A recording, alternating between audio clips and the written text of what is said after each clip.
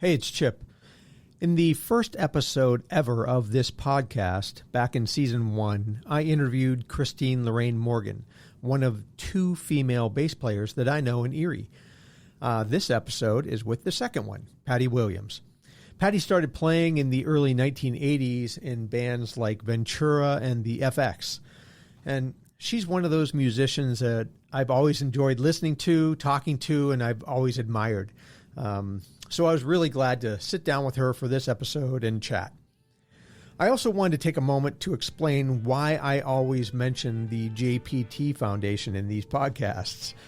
They are technically a sponsor, but I wanted you to know that this organization has been around since 2000, and it was initially created to provide educational scholarships to grade school-aged children. Back in 2013, they expanded its annual giving to include local organizations and charities, which is why they are a supporter of the podcast. Also, John Tramontano is the head of the JPT Foundation, and he's a huge music fan. So I've known John for years, and he's been super helpful with this podcast and the monthly music night that we recently created. So enough of that explanation. Let's get to my interview with Pati Williams. Thanks for listening. All right, so today we have Pati Williams on the Patty Cot. The Patty Cast. I'll start over. Today we have Pati Williams on the podcast, but we're going to start when you were Patty Price, right? Yeah. Back in the day. So you came from, am I right, Bethel Park outside of Pittsburgh? Yep. Originally from the Chicago area, and my family moved to Bethel Park, and I was there all the way through high school and then went to Edinboro. Oh, okay. So that's how you got up to Erie. Yep. Gotcha. And so you are the second female bass player that I've had on this. I know. Yeah, there aren't many. You're partial to bass players. I don't know why that is. Yeah. Yeah, so I've seen Pati play lots of times over the years, and I admire her bass all the time. That beautiful very blue, kind. the teal one. I love her bass playing, obviously. So you come to Erie. You're going to Edinboro. Are you a bass player already? No, when I went to college, I asked my folks for a decent guitar to learn on. I hated lessons, which I regret now, of course. But so in college, I messed around on a guitar. I had an Epiphone. I still have it. And one summer, I took lessons from a guy. He had an Epiphone bass and an Epiphone 12-string he was selling. And I must have had money to burn because I thought, how cool, a 4-string, a 6-string, and a 12-string Epiphone. So I bought them. Oh, you bought both guitars? Yeah. Oh. So those were my big musical investments. And wow. Started playing around with the bass. I always liked the bass. I always liked watching drummers in bands, and stuff. So, but I was really just kind of playing around with it. But my friend Jody, who we'll talk about, artist, she was working at the Kings Rook, and she saw Fred and Edie and Danny Callahan. They may have been going as Ventura as a 3-piece acoustic. Okay, yeah. But she got to know them there, and they said they wanted to go full band. And they had a bass player and drummer that didn't really fit, and so they were starting over, and they had just gotten Scott McGraw. Yeah, yeah. And Jody goes, hey, my friend plays bass. And she tells me about this, and I'm like, I just bought a bass. Yeah, I was going to say, you don't play bass, you own a bass at this point, right? I'm like doing Mel Bay chords on guitar and writing my own stuff because I can't play anybody else's stuff. Who did you take lessons from? You said just some... Yeah, a guy in Bethel Park when I was home one summer, yeah. Okay, gotcha. All right. Just briefly. So that was it for... Yeah, I was just messing self-taught. around. And sure enough, they called me. I don't know if it was Dan Callahan or Freddie Greco, and I'm thinking, I'd be crazy to audition for a band, Right. But my gut told me, what the heck? So I'll embarrass myself in front of strangers I'll never see again. Yeah, because you're not from here. I know. Are you still going to Edinboro at the time? I was, yeah. So this is what, 1981? 82. 82? Okay, yeah. All right. And I asked them what songs. They were doing 3-piece, so 3 in the harmony. They did a lot of Neil Young and Fleetwood Mac and that sort of stuff. So I learned Crazy Circles by Bad Company, Can't You See by Marshall Tucker. Sure, yeah. And then the Fleetwood Mac tune, I Don't Want to Know. Yep. So those were the first songs I ever learned how to play on bass, and I went over there and played those with those guys. Where was there? At someone's house? Fred and Edie were living together above a garage in off of like the Beech Grove area, off of West 8th Street. Yeah, yeah. Okay. They're all West Mill Creek. I met so many McDowell people. Right. But I've always thought... Oh, you guys like all grew up together. Right, I was going to say. That's not my experience at all. Yeah, that's so funny. Like, I've known you for so long, and I've always thought, like, you were a McDowell person, you were a West Side person, you know, and then I started looking into you, and I realized, oh, no, you've been around those folks. Like, those three people formed the core of the musical bands that you would play in. Yeah, the next three bands, right. Right, Danny and Freddie and Edie. And Scott McGraw, and then Scott, right. Yep. All right, so were Freddie and Edie married at the time? Or no, they were wait until, I don't know, Edie was 21 or something. Okay, gotcha. Yeah, I was going to say, they were young. Yeah, you all were. Yeah. And I did play and sing Landslide. That was my vocal audition. And then Callahan said, well, let's try this for a while. And, you know, that was a good 4 years of that. So. Wait, so that band became Ventura, or already was Ventura? Yeah, they may have been calling themselves Ventura. Okay. Yeah. And I wondered, like, obviously, like I said, you're surrounding yourself with, you know, musicians that, you know, had played for years. Yeah. But then you marry a musician. And I didn't know if you met your husband, Danny, when he was playing in the Generic Beat at the time. No, you know, I never saw, the first time I saw Generic Beat at the Kings Rook, it was like Hermie's last show. Oh, okay. And Danny Smith was already singing okay. for him. Yeah. And did your Dan go on to sing with other folks later? The Reducers were before, right? Not after Generic Beat was his last thing. He left when his son was born. Okay. And he became my sound man for like 3 or 4 bands. Oh, really? Yeah. Oh, okay. Right. But is that how you met him?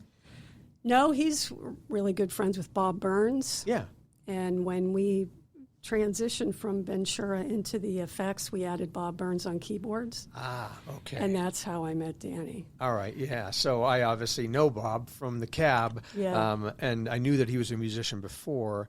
So first of all, stay on Ventura for a minute, because super cool band. I've seen the videos of you guys playing at Sherlock's. Is that right? We played Sherlock's, I might have released an Evergreens one on Facebook. I think so, yeah. Or I'm just screaming some heart. Yeah, that heart song. Yeah. No, that was good. Thanks. And like I said, like I always have thought of you with that teal, bluish bass. But in some of those videos that I saw of you at Sherlock's, you're playing like this crazy 80s pointed white bass. What was that, a PV? That was an Aria. An Aria. Yeah, so I traded in that Epiphone bass for my 82 Precision. Okay. It was a 62 reissue, so Sunburst with the tortoiseshell pickguard. I wanted a white one, but it took forever to wait, so I just took the one off the wall. And it had just so happened that was like the widest neck Precision ever made was the 62. Sure, great. And, you know, you don't have... here's me. Yeah. So I played that all through Ventura. And when we were starting to transition, I walked into Markham's and saw that Aria, the white bass with the red splattered all over it, and went, oh no, I'm going to have to buy this. And it had a 24 fret thin, it was big. Know, it was way better for my hand. Right. And the pickups were hot. I love that bass. I did trade that in too. You did? After a while. But my 82, I tore apart. My husband, Danny, auto body man, he painted that candy apple turquoise for me. Oh, he did? Yeah. I went and bought a jazz neck. Oh, okay. Perfect. A little thinner. Little thinner, yeah. Nice. And Keith Vashecko's like, you're going to have to take some wood out of this body to get this neck in here. And it's like, oh, my God, I'm taking wood out of it. Yeah. And he made us do it. I was going to say, did Keith... A little more. So what did he mod it for? He put it together. He just put it together? Yeah. Put it together and set it up. When he was at Markham's. At Markham's, yeah. Right, yeah. So, because Danny's like, you've got a Precision and you're not playing it? Yeah, right. And I'm like, what the neck is like a 2x4. I know. You're like me, man. He's like, put another neck on it. Yep. I'm like, oh, hey. Yeah, we could do that. Yeah. So that Aria was thinner? Yeah. Yeah. Yeah, long, narrow neck. I got faster immediately. Oh, you did? Okay. Just because of the... And, I mean, you were literally in this band for months? Ventura was a couple years. But, I mean, you haven't been playing bass in a long time. Oh, I was learning on the job, yeah. Okay. In fact, one of my regrets, we were Ventura, so they did Ventura Highway. Yeah. Fred and Edie and Danny had great harmony. Yeah. And I played the bass. That's such a cool bass line in America. Yeah. I just super simplified that thing. And, these days I'm like, man, I should actually learn how to play that and do it. Whenever I hear anything like that. I play a half-assed version of it myself now. Yeah. Well, and now you can get the tab and you can look at someone on YouTube playing it. And, right. But back then you were lifting the record and putting the needle down. The cassette tape and going, the bass is buried. I can't hear it. Yeah. So. And the bass on America songs, surprisingly, is pretty elaborate on a lot of It's really stuff. Cool bass lines. We do Tin Man late, and it's a really fun bass line to play. It is. Yeah, so you're playing with those guys, and like you said, you played Sherlock's a lot. But who was writing the originals? Dan? Danny Callahan wrote a handful of originals that we played out. A handful of them? Okay. Yeah. I liked that one that I saw the video. Is it called It Ain't Easy or something? Or I don't know what. I saw the video for it. Yeah. He wrote one called Summer Nights and Forever Friends and,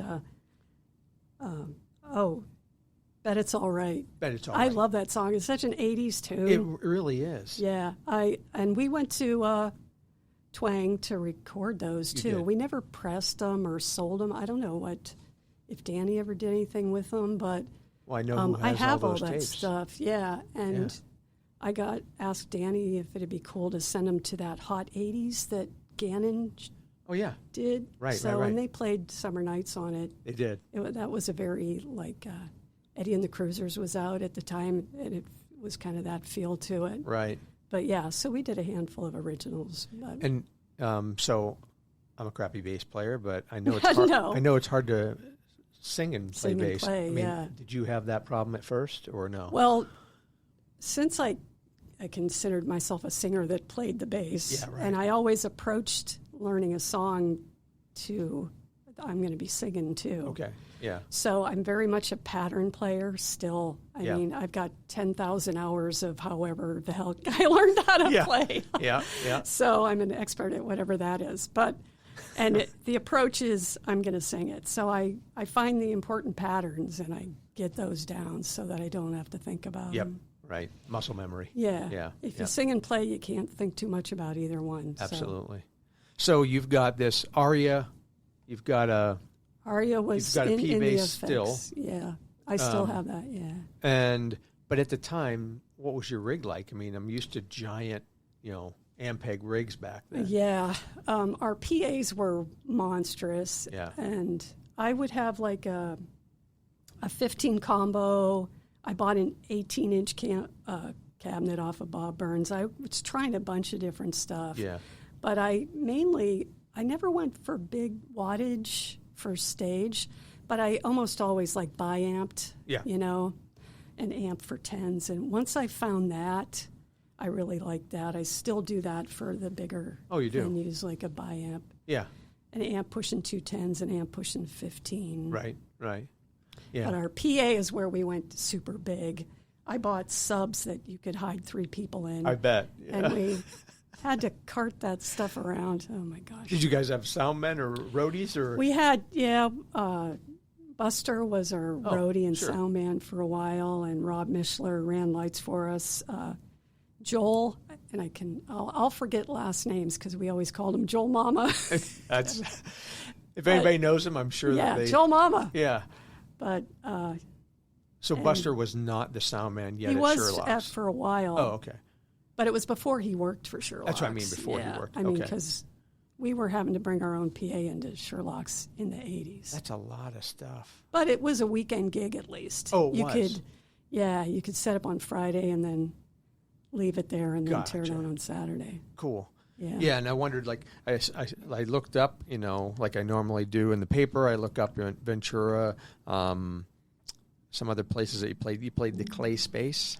You played an alternative arts benefit at the Clay Space. Yeah. I know these were a long time ago, but I mean, you played Erie Days in 1984. Yeah. We played Evergreens Hotel a lot, and the Crossbow Inn in Cambridge Springs. Oh, I don't know that one. Okay. Yeah, that one burned down. Okay. So the Evergreens, right? Yeah. Yeah. Man, all the places we've played that aren't around anymore. Right. The Landmark. Yeah.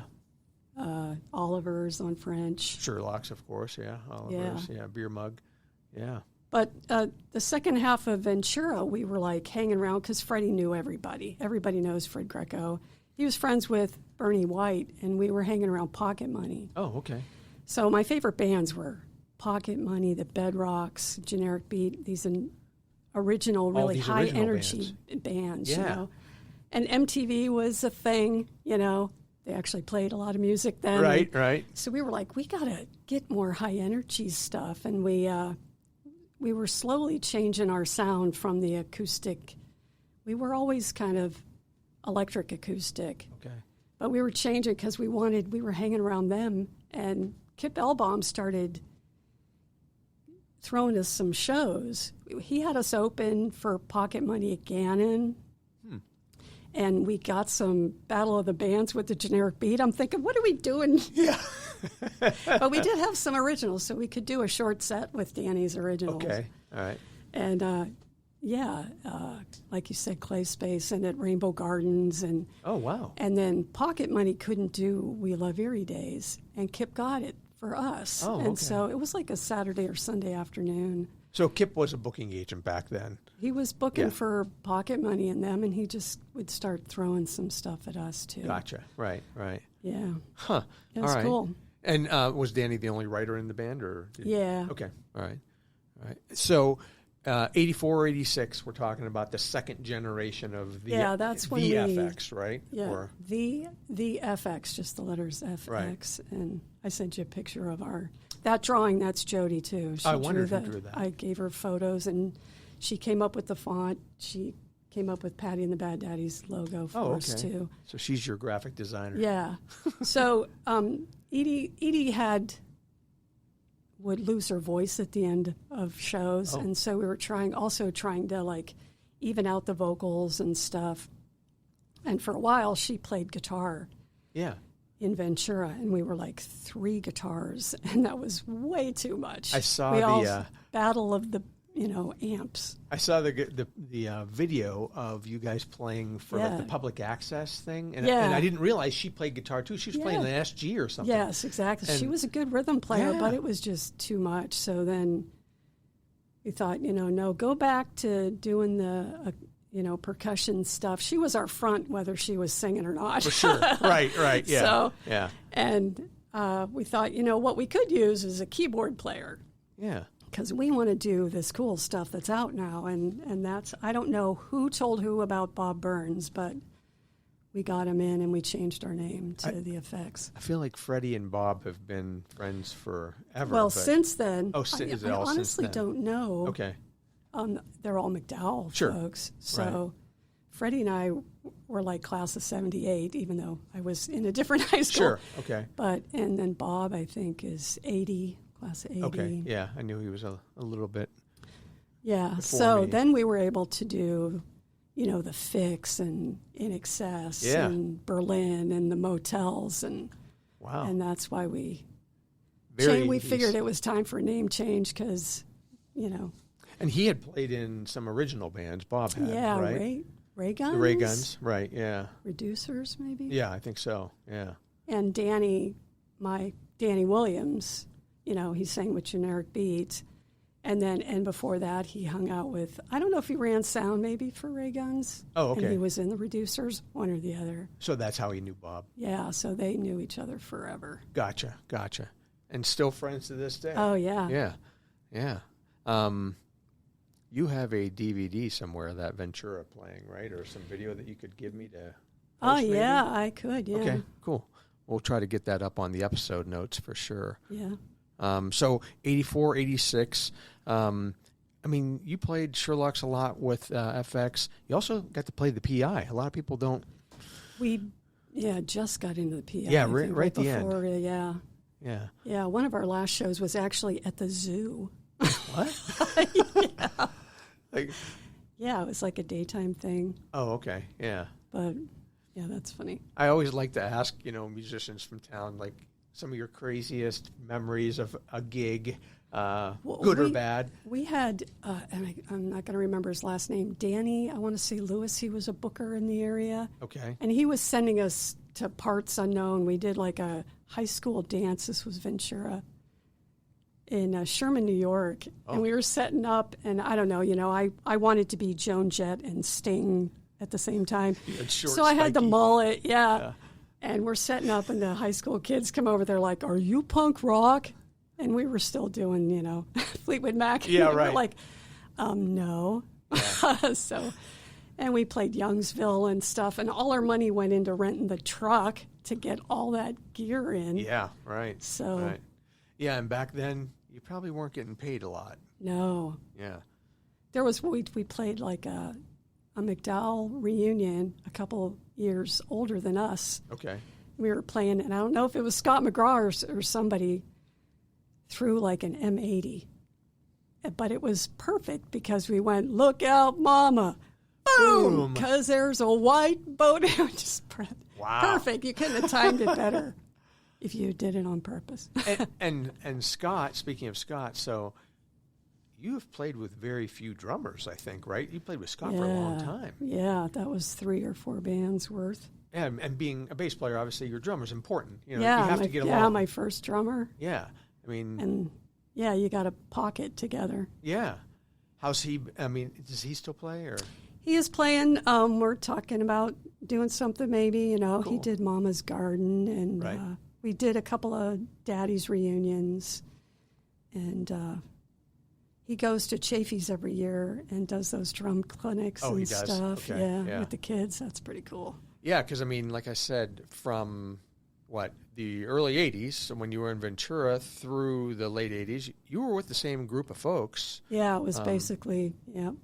Yeah, and so my podcast normally ends at the '80s, at Right. '89, but we're going to talk a little bit because you went then on to play in Patti and the Bad Daddies. Yeah. Awesome name. How did that come about? Freddie thought of Bad Daddy first. And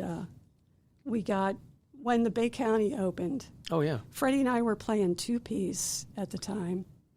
And he went to talk to him, like, "Can we book in here?" "Well, we're just doing bands right now." So he calls me, he's like, "What do you think about calling Scott and Danny back and we can play at the Bay County?" Right. And so they talked about Bad Daddy, and it's like, "Well, Patty's not a bad daddy." And I'm like, "But it rhymes." It Patty and rhymes. Patty and the Bad Daddies. All right. So we all laughed, and so that meant it was our name.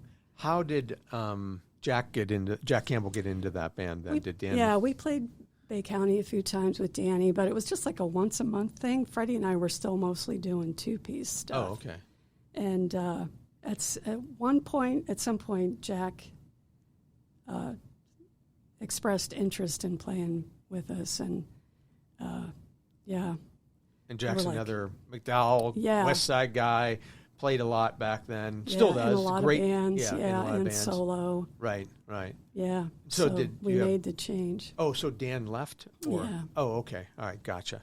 All right. And so you play when you were playing the duo with Freddie, were you up front at Bayfront or in the at Bay County or We would still in play the back? right in the front. Yeah, Yeah. when it was just 2-piece. That was odd. I did that too. You're like Yeah. 4 Right feet as away the- from the bar. Yeah. People are right there. Yeah. Yeah. And then, of course, if you go to that back room, people don't even know it's back there Right. sometimes unless they hear the huge band. room. Yeah. No bar back there. Yeah. Yeah. Yeah. I mean, like you said, there are a lot of places that are no longer around. Yeah. Or some other crazy. Did you ever play Norbs back in the day? I didn't play Norbs. No, I went there all the time to Right. see the Bedrocks. And that you had to walk by the band to go to the bathroom. Yeah, right. Kind of like how the Rathskeller is. Right, still. right. Yep. That's funny. And you played Rathskeller, I think, with Patti and the Bad Daddies, maybe? Or Yeah, Yeah. we did back then. um, And the halftime that we played in Edinboro was a small venue, and we played Set Sound at the time. And the board was right next to, right there's the bathrooms. and somebody waiting in line to go in the bathroom. Oh, no. Yeah. Just started moving some sliders around because, look at this cool. And then we go to play. We were probably on break or something. And then we go to play, and it was like, whoa, yeah. You know. Like, oh, my God. Did you have a sound man then? No, we played set sound for that show. I don't know if because it was so small. Yeah, right. But, yeah. Yeah, and that was the other thing. I mean, a lot of times back then you had light guy, sound guy, you know, roadies. Yeah. You know, and it was nice having sound men and friends helping. I mean, Edie and I hauled some pretty heavy I bet. bins. Yeah. Yeah. Where did you guys practice at? Still there?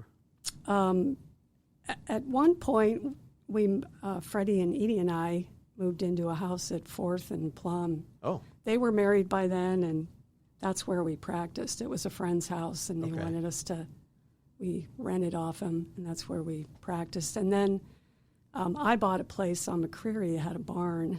Oh. And we practiced in there. McCreary, above 38th. Off of 38th, yeah. Yeah, gotcha. Okay. Yeah. All right. Well, that must have been cool that you have a barn to practice in. Yeah. Yeah, for sure. Yeah. I always ask that because, you know, you always hear the stories of the neighbors calling the cops or, you know, the kids in the neighborhood coming over and watching, you know. I mean, 4th and Plum, I would imagine is... Yeah, you know, one cool thing, we were practicing, and the door must have been open, and we look up, and there's 3 guys standing there. I just came in because they heard us play. Sure. And one of them was Kenny Hollis. Oh, wow. And he came in and played one of Danny's electrics, and we're like, you know, jaw drop. Absolutely, yeah. You know, and to this day, if I see him out, I'm like, dude, you know. Oh, yeah. He's a crazy player. Yeah. Amazing. He's like a prodigy. Yeah. So Patti and the Bad Daddies last for about... 90 to 95. Yeah. Okay. And you're playing all over the place, right? Where else were you playing? Oh, we played Goofy's, and by then the Cab and Bay County. Had Bob bought the Cab at this point? Yeah. Okay. Yeah, I think one of his last bands was Nasty Habits. Oh, he was in Nasty Habits. Yeah. It's a heavier band. Yeah. Yeah. All right. And, yeah, we got him out on the Daddies at one point. We're like, dude, learn like 30 Days in a Hole or something. And he came up and did a couple songs with us, but... Cool. Yeah. So you did a small stint in Sergeant Rock, too, one of my favorite Sergeant old Rock, bands. yeah, that was 3 or 4 years. Yeah, and Scott Moffat, who I know. And Kent Williams, yeah, who still cuts my hair. Absolutely. Shout out to Kent. Great dude. And he's playing with Hell's Bells now. Yeah. Fantastic AC/DC band, you know, and Jeff Kroc, lead singer on that band. He was on the podcast, too. Yeah, that was a good interview. Yeah. Kent's a great drummer. Yeah. And those high harmonies he could do. And so it was you, Scott Moffat, Jack Campbell, and it was just the 4 of you in Sergeant Rock? Yeah. For some reason, I thought there was somebody else that came in later, or did it ever change? No. Did that last very long? Maybe 3 or 4 years. All right. I mean, those are Scott and Jack are 2 solid guitar players. Oh, I mean, trading leads, I imagine? Yeah. Yeah. What type of stuff were you doing? That it was heavier. We did some more, Firehouse and Tesla and some AC/DC and Scorpions, that kind of stuff. Sass Jordan, if you know her, she's from Canada. I love her. And everybody sang. Everybody sang. Yeah, that's the thing. All my bands had at least. I mean, even in Effects, Bob, we made him do a song too. Oh, really? I wondered about that. Yeah. He pulled off a vocal. Yeah. Yeah. Yeah, FX and Ventura had great harmonies, and so did the Daddies. Scott McGraw should have sang more. He has a great voice, great rock voice. Oh, really? Yeah, he did a lot of our set enders, the I Will Follow and things like that. Again, not an easy thing to do to play sing drums and play, sing. Yeah, so right. I've been lucky, singing and playing drummers. Yeah, for sure. I mean, you've been lucky not only with that, but with the other people in the band being able to do harmonies. I mean, pretty much that has encapsulated everything you've done, right? Yeah. I mean, similar type of music all these years too. Like some songs I've done the Police song "So Lonely" in like 4 decades or something. Right. It's it. Yeah, when kept ticking. That's a great song. Yeah. Yeah. I mean, and those are. You get some signature songs, I guess. Yeah, yeah.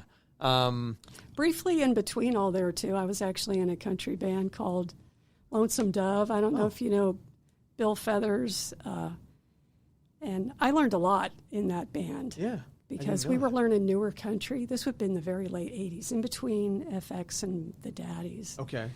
And we would learn the newer stuff that was going on, but then his fans would call out these old country songs, and he would just turn around and go, bounce it and see. And, yeah.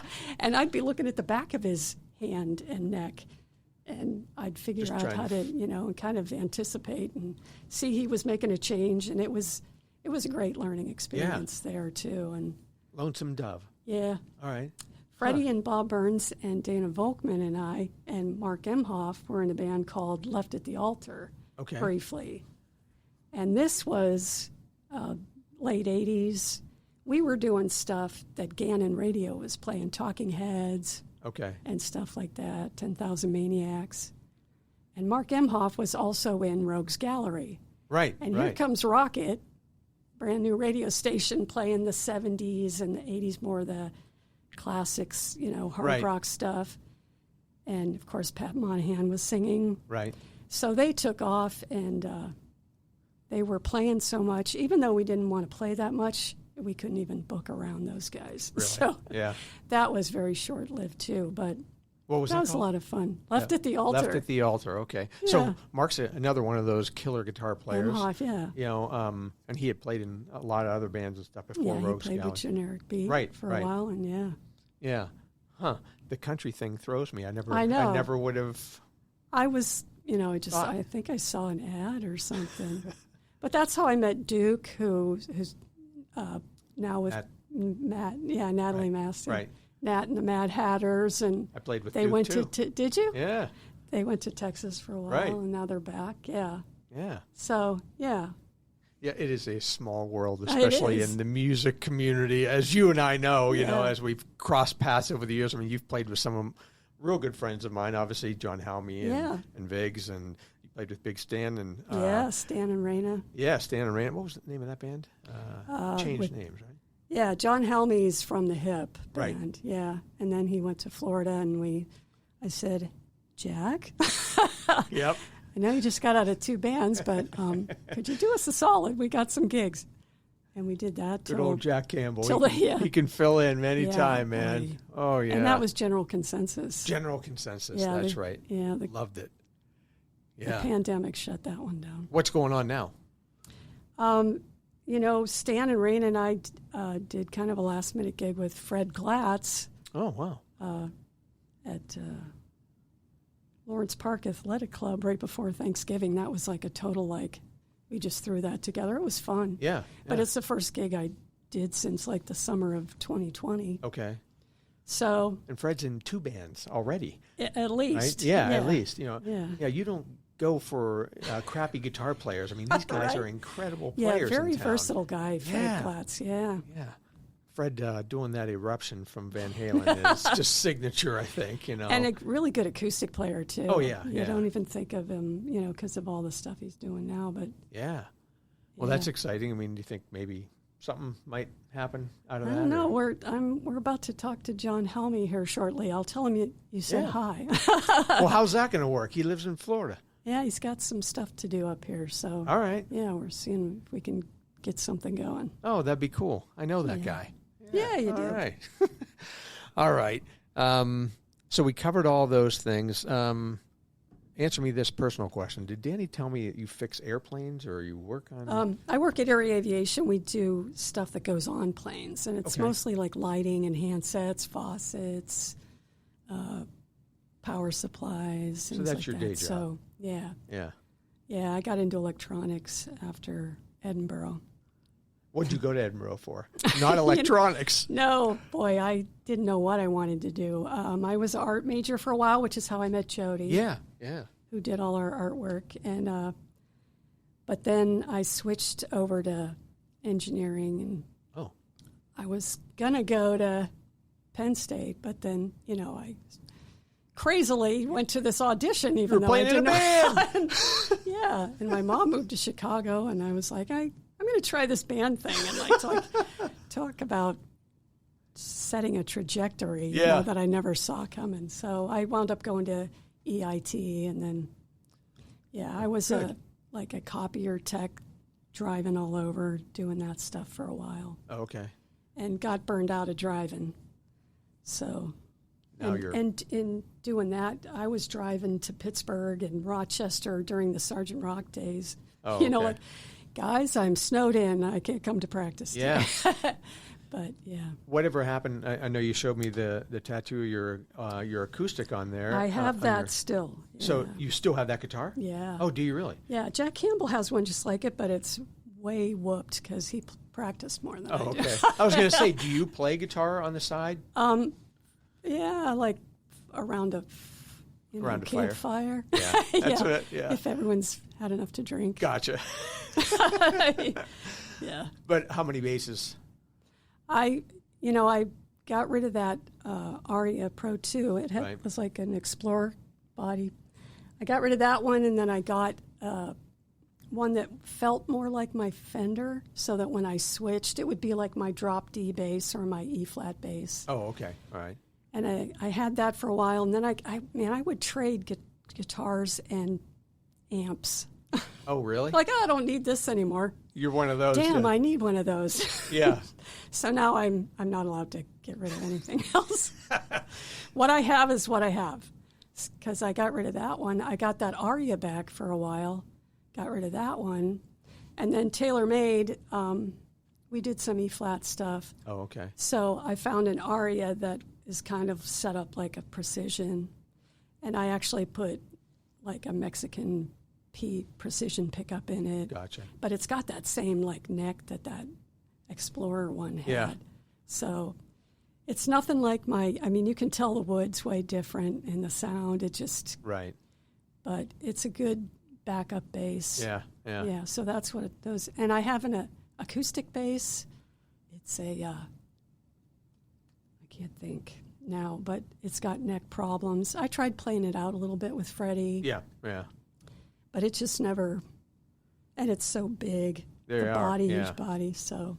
Do you do the work now yourself? What, on the guitars? Yeah. No, I've taken my basses to World of Music to set them up for me and Gotcha. stuff. Okay.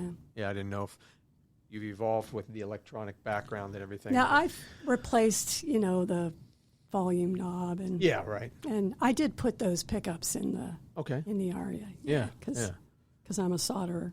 Gotcha. But what ugly solder inside of guitars? I guess it's because of all the metal, but it's just like gobs of solder. Oh, is it?